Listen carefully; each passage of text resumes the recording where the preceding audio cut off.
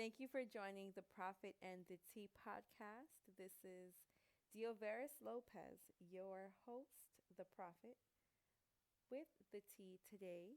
And I am so excited to welcome you, my brothers, my sisters, my friends, my co heirs in Christ, for this episode, Kicking It with Jaylen. Jaylen Thompson is a friend of mine, the son of a friend of mine. And we are just kicking it. We're talking about life, about identity, about art and poetry. And I really am excited for you to listen to this. Once again, I messed up, y'all. I started recording a little bit into the conversation. So just flow with it.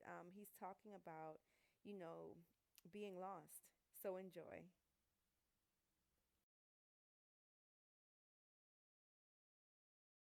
But I'm grateful for all those lost times. I'm grateful for being lost. I'm grateful for the pain. I'm grateful for all the pain. Mm, I am. mm. I am. So let's talk about how you turn your pain into purpose. I want to talk about what's behind you, your artwork, because you wasn't always doing art, right? No, I wasn't.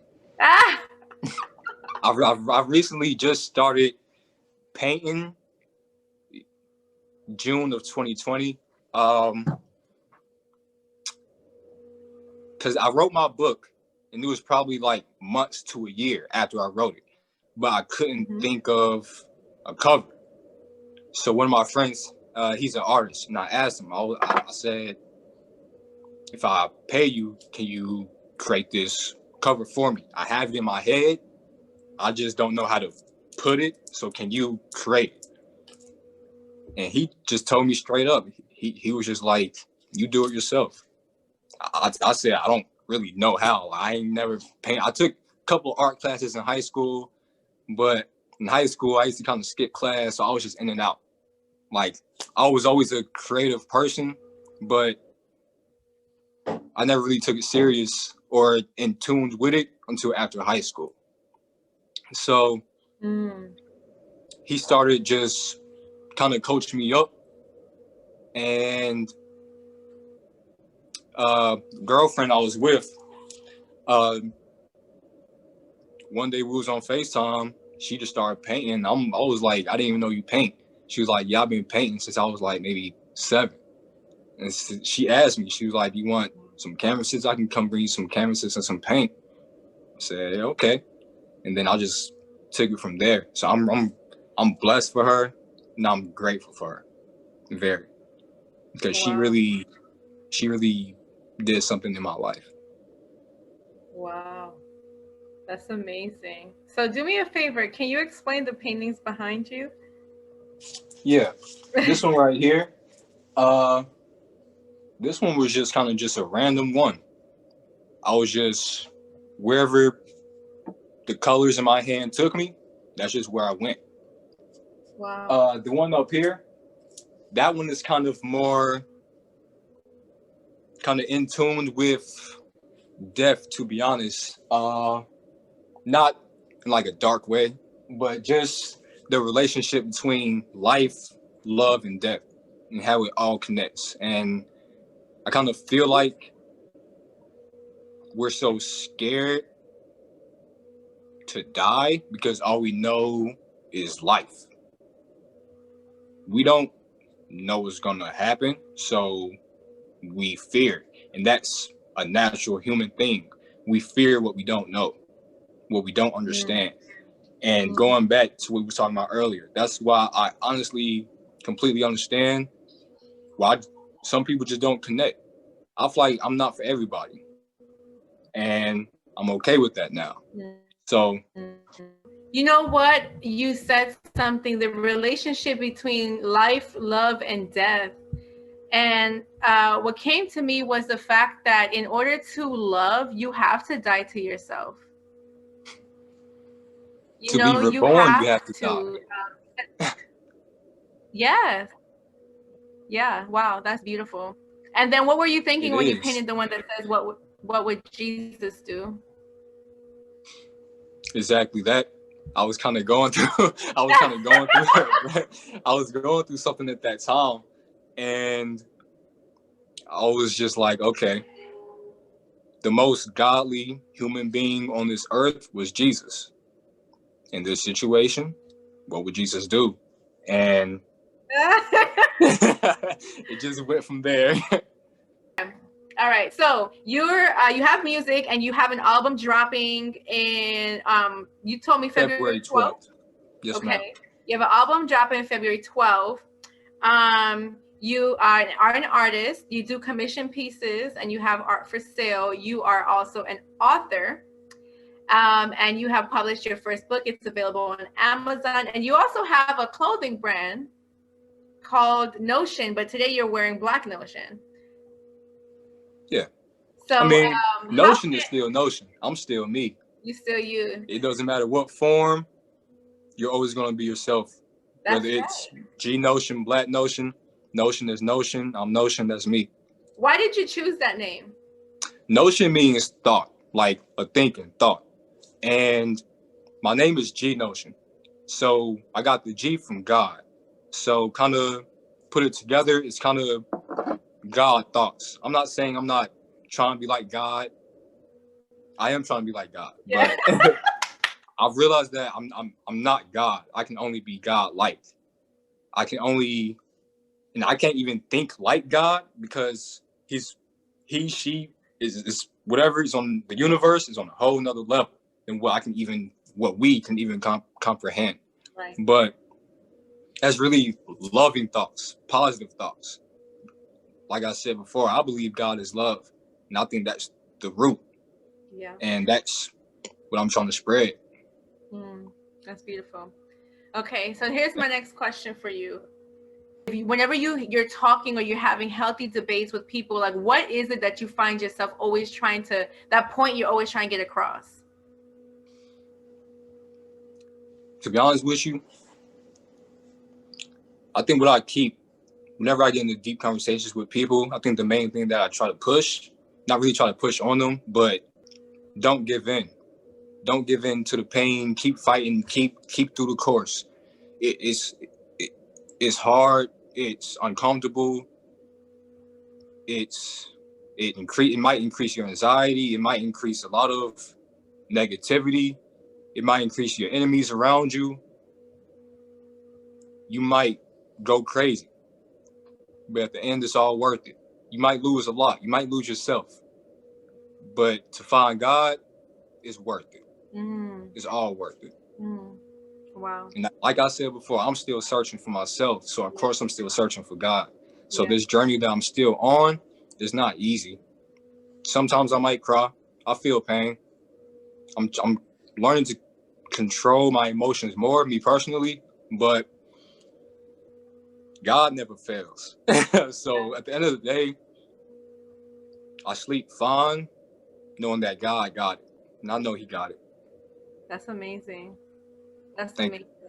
You. And you mentioned something the last time we spoke, because you said we might lose ourselves, but how is it that we can continue to like flourish if we're not okay with letting go and losing like a part of ourselves that we were so used to? You have to continuously, kind of like constantly like die to live, and when we were talking the last time, you said how you love like butterflies because of what they represent. Yeah, no, honestly, I do. I have a tattoo of a butterfly on my leg. Like, it's just, when you look at life, me personally, it's just beautiful. From when you wake up, from when the sun is shining through your blinds and the birds are chirping, to the gloomy feeling of the night sky. Like, it's just, throughout the whole day, each day is grateful. It's a blessing. And you want to walk in that. You want to live in that. Yeah. I feel like it's kind of, half the time, I think we kind of choose to live in our own misery, our own guilt, our own shame. I know life happens. Things happen. Life happens all the time, every day to people. But besides what life brings, I think almost all the time, any pain that we have, we put among ourselves. And we're not supposed to, because it's not, we're not supposed to wear it on our shoulders. That's what I saw. I literally saw somebody like putting on clothes that said pain. Like, I'm choosing today to wear this, and I'm gonna just wear it. Like, you don't have to do that. You can literally choose something different, because, like you said, we have free will. And you said something earlier too about you said that you're still learning, you're on a journey. But guess what, Jaylen? We will always be in this like seek and find type of thing until God says, all right, you've done what I called you to do here. It's time for you to come back home. You know, so that's the beauty of it. There's really no pressure in having to figure it out. But I want to talk about your mom. How can we not honor her right now and just talk about her? You know, when you look at your mom and you've seen her growth, you've seen her story, you've watched her, and you hear from the people that come into her life the impact she has had on us. For personally, me, I always say, let me just shout her out real quick. Your mom would always hug me and look at me with these loving eyes and this big smile like you have, and just embrace me. And I was like a little weirded out at first, because like, why she love me? Like, you know what I'm saying? I was in my mess, you know, and she didn't know, at least from what I thought, my secret mess, my secret life, my life of addiction to alcohol and marijuana and pornography. Nobody knew that life I was living in the background, right? But when I show up, she saw me and she just loved on me, and she kept telling me, you know, God is something great about me. She just kept like saying these nice things to me that I could not comprehend. Why? Because the darkness can't comprehend light, and I was in darkness. I couldn't comprehend this light she was pouring into me.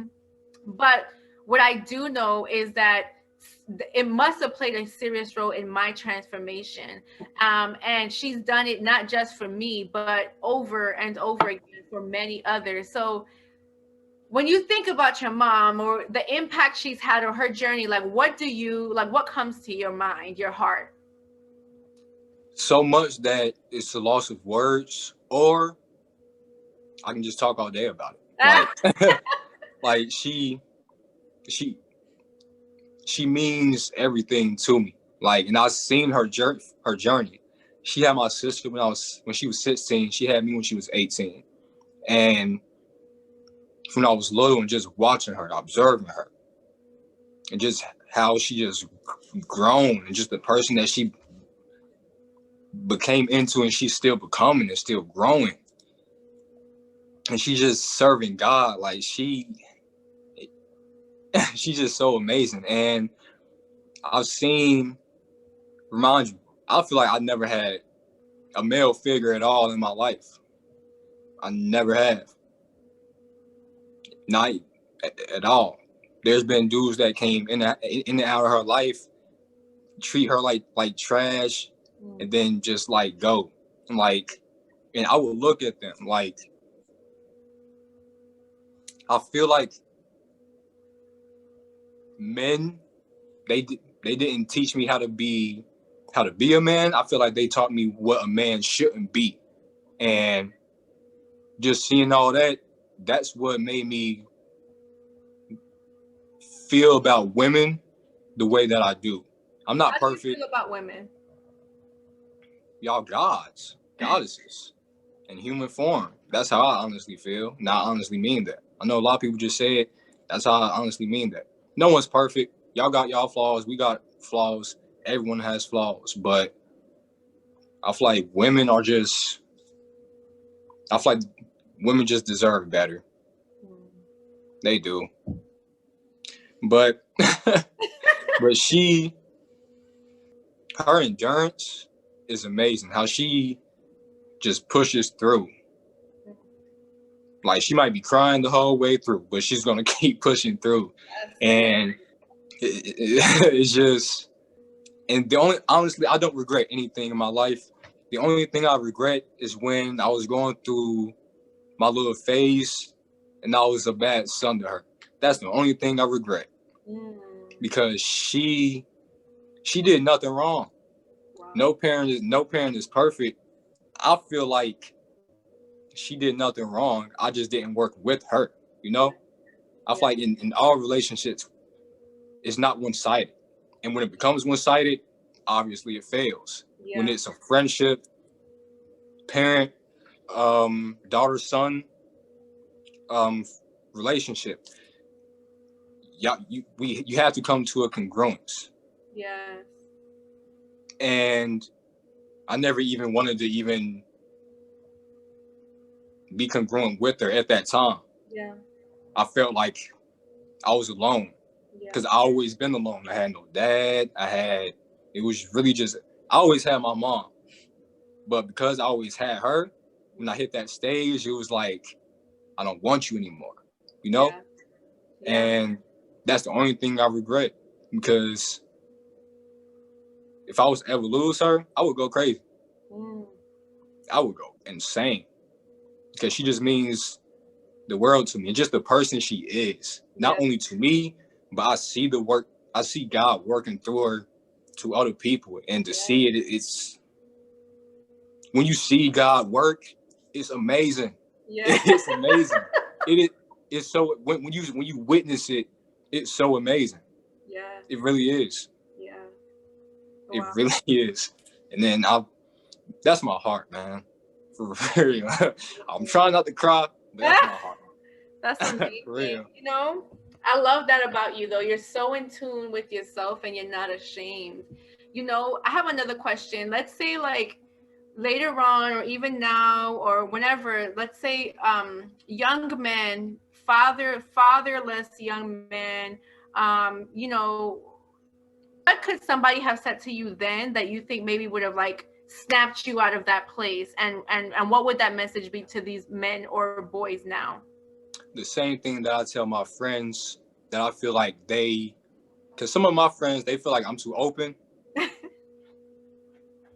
But I feel like they just don't open up enough. And like I tell them, it's okay to feel. It's okay to feel. When you do all the pain that we go through, you just bottle it up.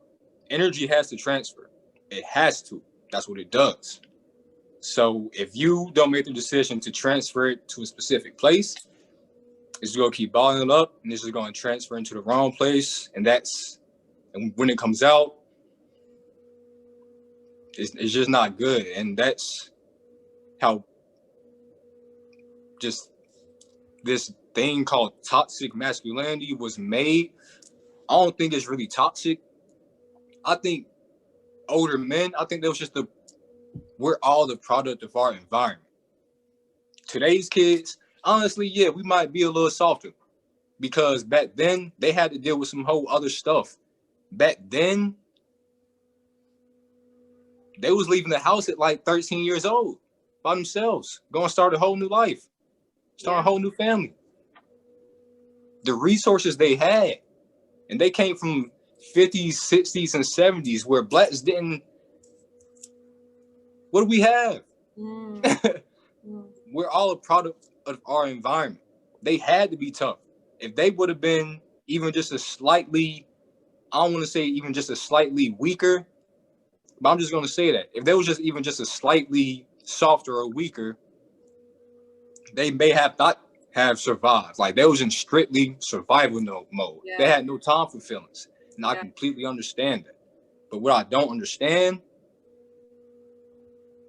is how they kind of judge, not constructive criticism, but judge and kind of hate on young men if they like flowers, if they like butterflies, if they like the color pink, if they like this, if they like that. I do feel like there's a line that needs to be drawn, but the only person that draws that line is God.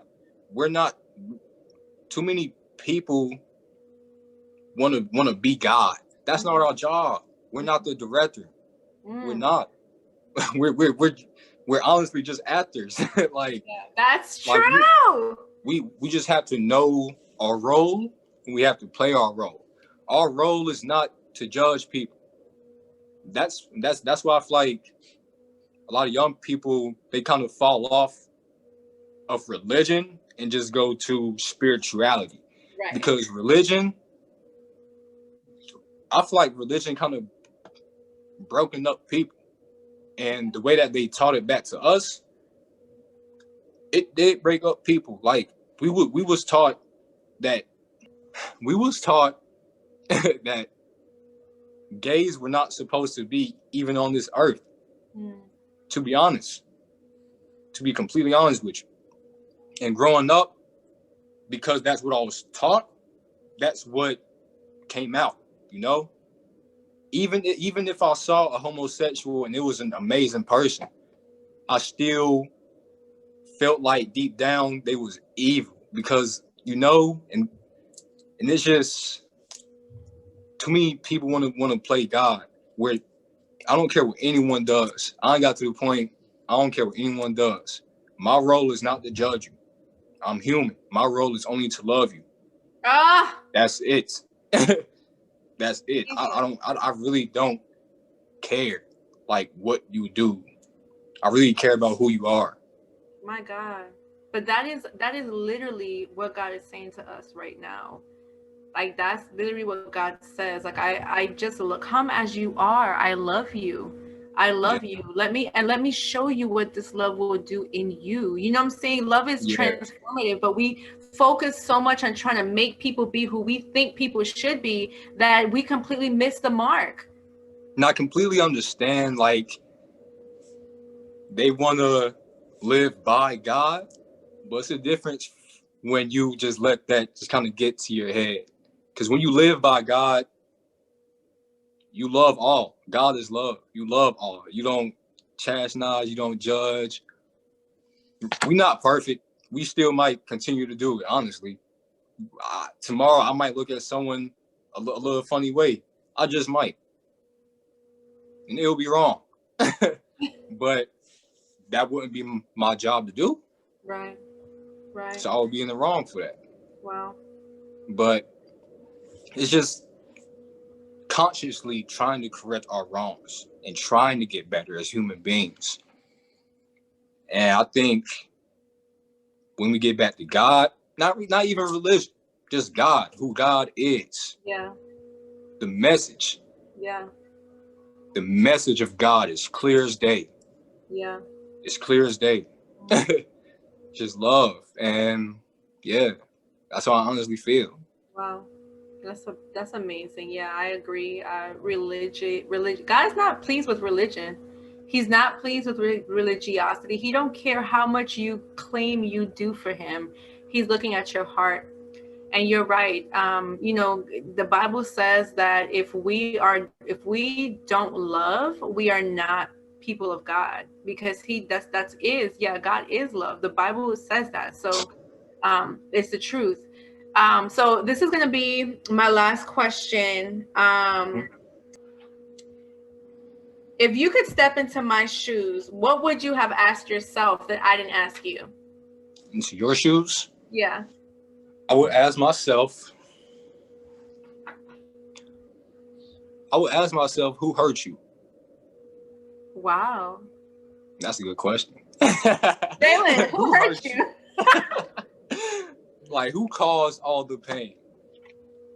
What caused all the pain? I think that's a good question that a lot of people need to ask themselves, and they'll get to the root of their problems. And when you look at that, when you dig down in it, it's gonna be ugly. When you see yourself and your wrongs and your flaws, it is ugly. Not you, but it scares you. It is because when you see that, you also see the God. And when you're shameful, you hide from God. You're in the dark, just like Adam and Eve. Literally, just like Adam and Eve. Like, when you know you did wrong, it eats you up. You just have to go. Like, you have to. You don't have to, but you just do. Yeah. You do. You do. So I think that question is a question we need to ask all of ourselves. Wow. Who or what hurt you? From the very jump, who and what hurt you? And what are you trying to do to heal that? because God is going to heal it for you. But that's the other half. You have to meet him halfway. Yeah.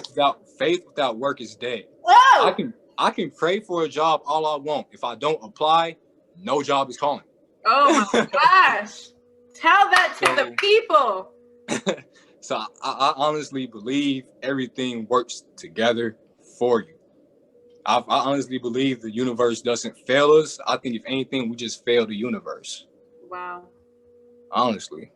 Wow, that's powerful. Yo, I mean, listen, people are getting delivered, okay? From this episode, I think that's so powerful what you just said, because that's literally self-deliverance. And this is what I say. Transparency, I think, is so powerful. Honesty, just being free and not hiding is so powerful, because if it's not hidden, it can't stay, know? So I'm with you on that. Y'all watching, who hurt you? What hurt you? And be honest and true with yourself and go through that process. Feel that and pray and give it to God. And I love moments like that, though it sucks. It's painful. I love it because in that moment, I get to experience God's grace. It's almost like, I've been feeling like this, and God, I'm sorry. Wait a minute, he didn't strike me dead? I'm good? Okay. Yeah. Oh my gosh, like he loves me, So I think it's awesome. I think it's great. Somebody said, I'm here taking laps. One more time for the people in the back. Yeah. Wow. That's amazing. I am so blessed. I love to hear you speak. I think everyone needs to hear you speak. I love talking to you. Praise Jesus. I think it's amazing, especially when people are free to just talk, say what you want to say. What was I going to say? We are hitting the 8:00 mark. I think that it'll be great, to have you on. I would like to see you in like 6 months after you sold all them books, after all them albums been bought, you know what I'm saying? After all the art has been bought and people calling you for pieces. And y'all know I'm an artist, but I'm pushing my brother right now. Listen, you can tell how in tune he is with himself and with God, and the freedom and in the process. And I would not be surprised if somebody here reaches out and say, can you paint me a picture? I want something. And I know that you're on Instagram, but if you don't mind, share with the people how they can get in contact with you. You can get in contact with me. You can email me blackxnotion@gmail.com, blackxnotion@gmail.com. You can email me, or you can follow me at G.Notion. Instead of the O's, there's zeros. Excellent. I just typed it in the comments so everyone can see it. Again, Amazon.com. His book is for sale. Lovely in My Lonesome. Okay, here we go. Break my heart and take my mind so I can fix my soul and find the light. It may be dark, but I know that I am the spark. I am the lighter. I am a fighter. I am the fire. Because it may be dark, but there is a moon in my heart. So believe me when I say I am fine, for I know that this season is meant for healing time. So see, this is not loneliness, for being alone is what I choose. This is self-comfort, a helping hand from the one who understands. So yet again, alone where I stand. So yet again, I'm alone but not lonely. Because yet again, I'm alone but still lovely. Yeah.